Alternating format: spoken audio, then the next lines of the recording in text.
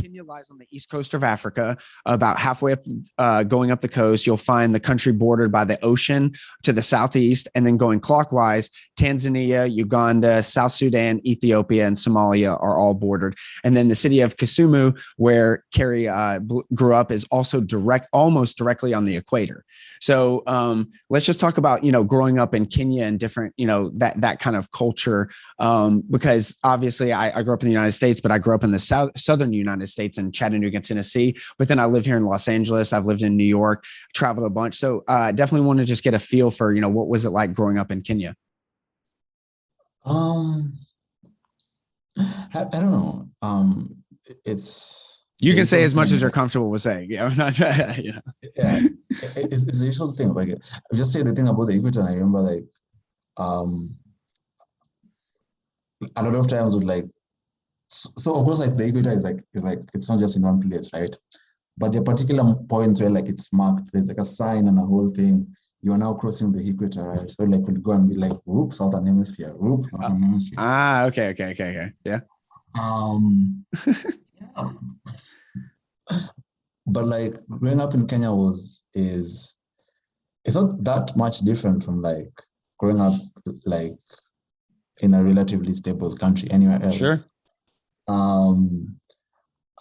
And because of like Kenya's heritage of colonialism, a lot of like so partly because of that, and so like because of like America's like cultural dominance, the sort of like cultural figures you look to are like mostly British or American, right? And I assume like Francophone countries look to like France or something.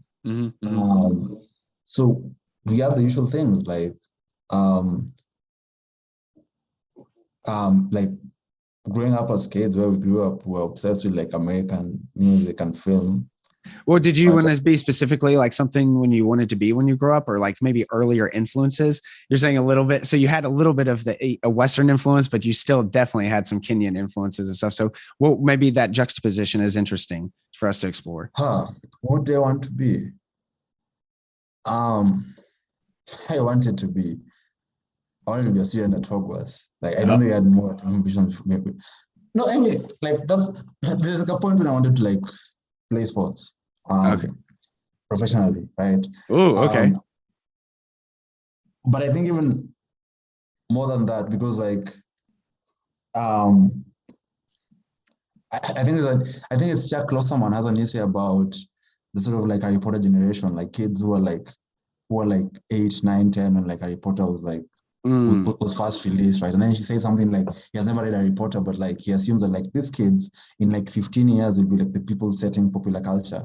And all these movies will have like references to Harry Potter, and you won't get them, but it's fine. But like I was exactly those kids, right? Right. For a spell there, I don't think there's anything I cared more about than Harry Potter. Hey, I was with you too. I'm with you. Yes. So I guess like reading Harry Potter, like I think at the time, the Quidditch World, I don't know why I remember this, but the Quidditch World Cup, Uganda beat Scotland in the Quidditch World Cup. Okay, that was like a huge thing. They're like really close to us. Right.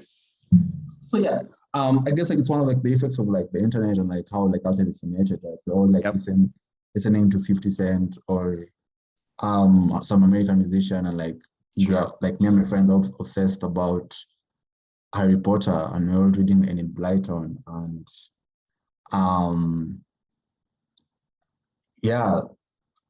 and we're watching English sports, like what Americans call soccer for some reason. Yeah, sorry, I'm a soccer fan, and but people around me who I live internationally with, and they're football fans. It's constantly a thing. It's constantly an issue. It's played using the feet. Yeah, zing! I love it. And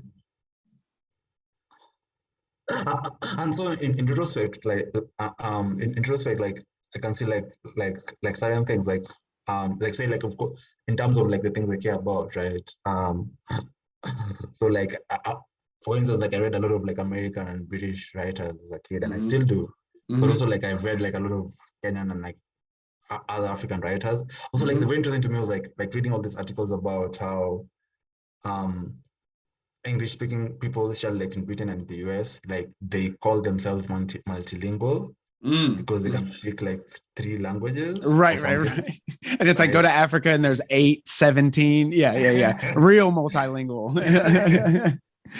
Yeah. And so like because of that, like you sort of like have like a duality of things. You can like do like talk to like people about cricket or like about Harry Potter and like and you're doing it in English, but also like you have like inkling of like Swahili culture or like other African languages and like other cultures.